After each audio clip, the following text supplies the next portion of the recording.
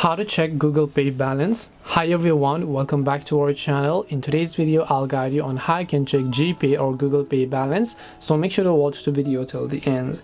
If you'd like to check your Google Pay balance, it's actually quite very simple to do so. All you have to do is go ahead and first of all make sure to launch the Google Pay application and just make sure that you're signed into your account.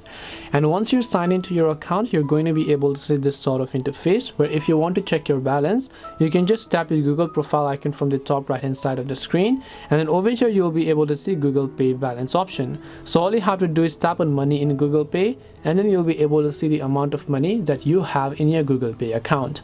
This way you'll be able to basically check your balance in Google Pay. Hope this video is very helpful to you guys. If it did help you, make sure to leave a like and subscribe to our channel. If you have got any more questions, feel free to also leave them down in the comment section. Thank you very much for watching till the end of this tutorial, and see you soon in our next video.